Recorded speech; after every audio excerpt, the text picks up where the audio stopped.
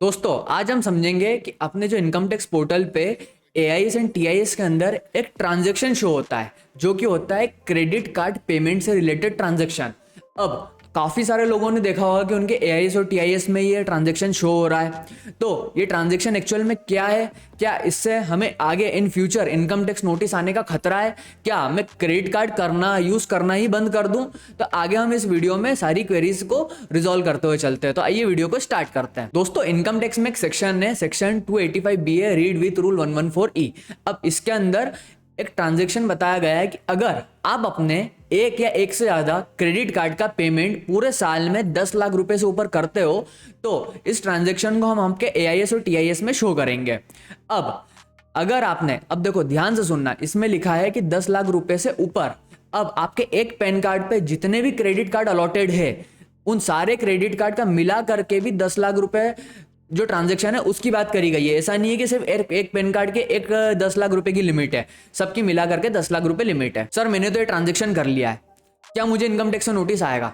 देखो अगर आपने ये ट्रांजैक्शन करे हैं, आपके एआईएस टीआईएस में दिख रहा है परमिसिबल लिमिट से ज्यादा दिख रहा है और आपने आपका आईटीआर फाइल नहीं करा है, फिर तो नोटिस आना ही आना है। इस कंडीशन में तो नोटिस आएगा।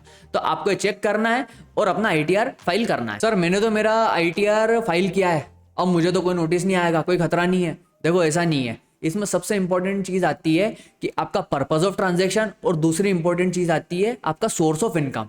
अब पर्पस ऑफ ट्रांजैक्शन हम समझते हैं। अब अगर आपने ये ट्रांजैक्शन पर्सनल खर्चे के लिए किया है तो क्या होगा?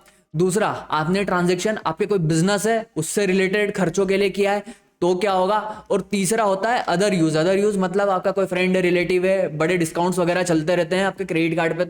तो आपके पास काफी क्रेडिट कार्ड है, 4-5 क्रेडिट कार्ड है, तो उन्होंने बोला है कि यार ये सामान खरीदना है और ऐसे आपके काफी सारे ट्रांजेक्शन हो जाते हैं। तो दोस्तों आपका क्रेडिट कार्ड का पेमेंट हुआ है 2024-25 में 40 लाख रुपए का। अब सबसे पहले हम समझते हैं पर्सनल पर्पस के लिए। पर्सनल पर्पस मतलब आपने कोई पर्सनल खर्चे करे हुए हैं, उससे रिलेटेड ट्रांजेक्शन है। तो आप बिजनेस करते हो या आप सैलरीड एम्प्लॉय हो, तो इसमें सबसे पहले आपका स्टेटमेंट ऑफ अफेयर या फिर कैपिटल अकाउंट क्रिएट होगा। अब एक एग्जाम्पल के तौर पे लेकर के चल रहा हूं कि आपका 22-23 में आपका जो कैपिटल अकाउंट है, ओपनिंग कैपिटल है 4 लाख, आपका प्रॉफिट या सैलरी वो है 4,95,000 और आपने ड्रॉइंग्स मतलब कि कुछ खर्चा करा हो, पर्सनल पर्पस के लिए कुछ पैसा निकाला वो 2.5 लाख है, तो आपकी क्लोजिंग कैपिटल हो गई 6,45,000।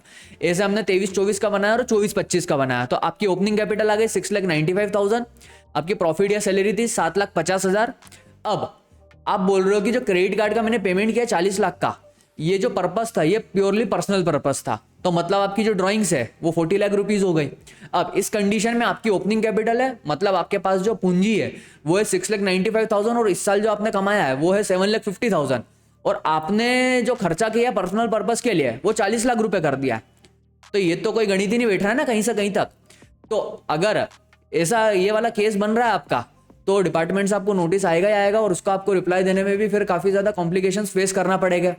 दूसरा हम बात करते हैं बिजनेस पर्पस की। मान लो किसी की दुकान है, किसी को पेमेंट वगैरह माल खरीदना रहता है तो उसके लिए वो क्रेडिट कार्ड का यूज करता है। तो अब हम इसमें समझते हैं कि जैसे 30 लाख की उसकी सेल्स है, अब वो नॉर्मल परचेज करता है 8 लाख रुपए की, नॉर्मल परचेज मतलब without credit card. Credit card से परचेज उसने की है मान लो 40 लाख रुपए की, ठीक है, तो 48 लाख रुपीज की इसकी टोटल परचेज हो गई। अब उसने उसके आईटीआर में शो करके रखा हुआ है कि मेरा क्लोजिंग स्टॉक जो है वो है 10 लाख रुपए, मतलब कि 30 लाख की सेल है, 10 लाख का क्लोजिंग स्टॉक है, तो 40 लाख रुपए हो रहा है और 48 लाख रुपीज की परचेज हो गई। तो कहीं ना कहीं तो इनको 8 लाख रुपए का लॉस हो गया है, ठीक है, और आईटीआर में अब प्रॉफिट शो करके रखा हुआ है।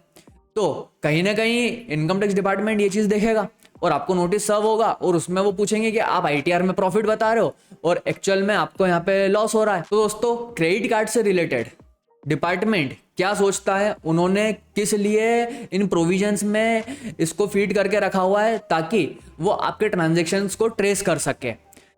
तो हमें यह ध्यान रखना है आगे भी जा करके कि आप अगर किसी को क्रेडिट कार्ड अपना यूज करने के लिए दे रहे हो, आप पर्सनल पर्पस के लिए यूज कर रहे हो, बिजनेस पर्पस के लिए यूज कर रहे हो, तो उसके करस्पॉन्डेंट आपको सोर्स ऑफ इनकम शो करना बहुत जरूरी है। अगर वो सोर्स ऑफ इनकम आप वहां पे प्रूफ नहीं कर पाए तो वो उसको अनडिस्क्लोज इनकम मानेंगे और आगे आपको नोटिस भेजेंगे, उस पर ब्याज पेनल्टी लगा करके आपकी डिमांड क्रिएट कर देंगे। दोस्तों इस ट्रांजेक्शन से रिलेटेड सारी क्वेरीज मेरे कमेंट सेक्शन में वेलकम है।